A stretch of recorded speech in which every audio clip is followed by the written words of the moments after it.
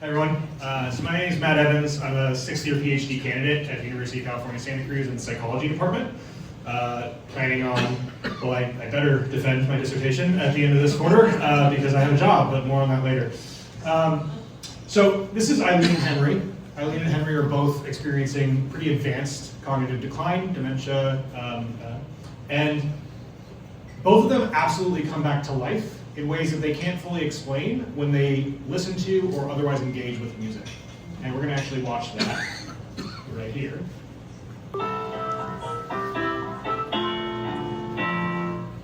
don't know how I remember that. I don't know, but do another verse. That was fun.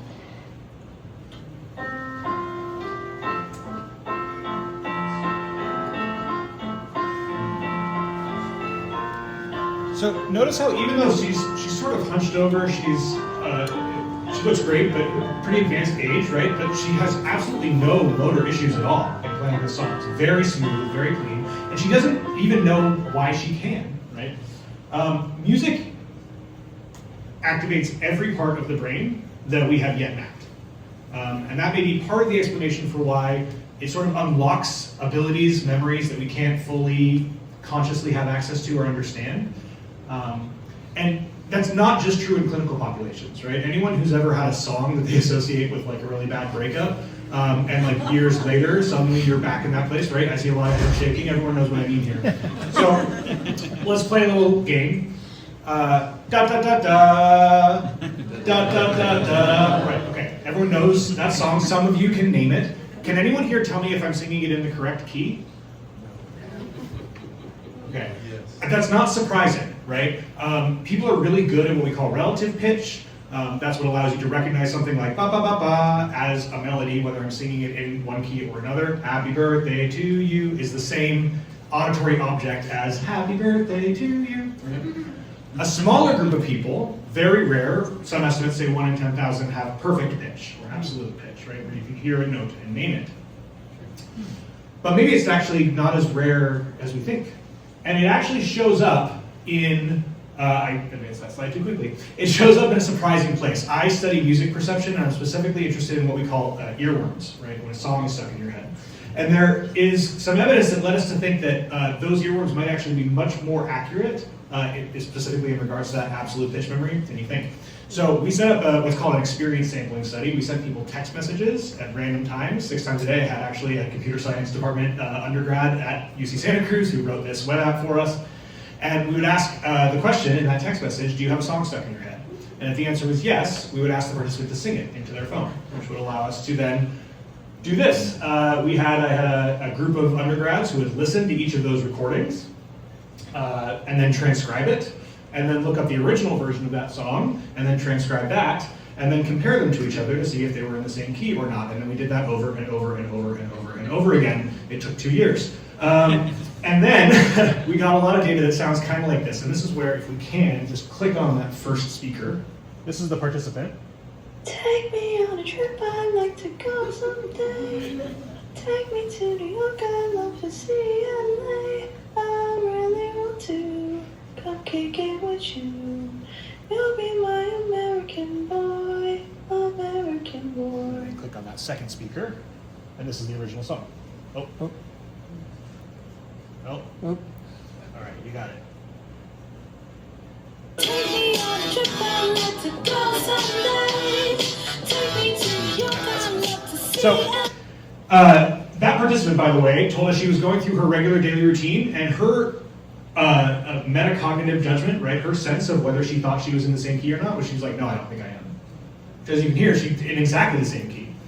And we did that, we got 132 recordings, and this graph shows all of those, that big bar in the middle is all of the ones that were in exactly the same key as the original song. And none of our participants had perfect pitch. None of them were like particularly especially trained singers. In fact, a lot of them self-reported as being bad singers. This is not something that comes with special training. All of us, our brains, are storing precise sensory details about the world around us that we don't necessarily have conscious access to at any given moment. I'm going to skip a couple slides. We'll do this quick takeaway, but music has this unique power to reactivate these hidden memories and skills that we don't know we have. We have access to them, just not conscious access to them. And this has potential takeaways for all sorts of things. The thing I'm really interested in is, of course, treatment, but also just quality of life applications in like memory care facilities, for example. This work was published in the journal Attention, Perception, and Psychophysics, and we were really honored to receive the Best Paper Award from the Psychonomic Society last year. And there's some ongoing work that I'm working on. I'm interested in, for example, how do other cognitive processes like attention interact with earworms? It turns out one of the ways you can make an earworm go away is do something mentally demanding. If you have a song stuck in your head, do like a really hard crossword puzzle, and at least while you're doing the crossword puzzle, the earworm will tend to go away. And then we're also looking at the clinical applications for potential coping skill or treatment remedy for misophonia, which is an extreme sort of rage-filled reaction to sounds like chewing and things like that. And let's get this and tell you that I recently accepted a position as an assistant professor of music of human cognition at St. Cloud State University, which is very exciting.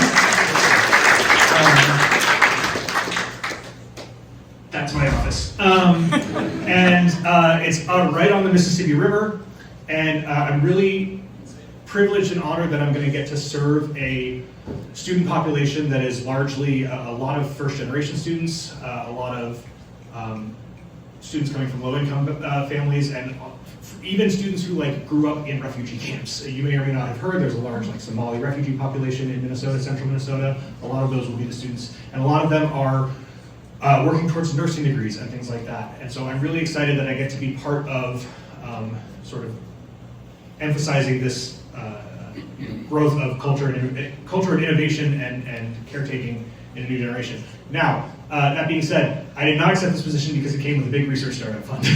It didn't.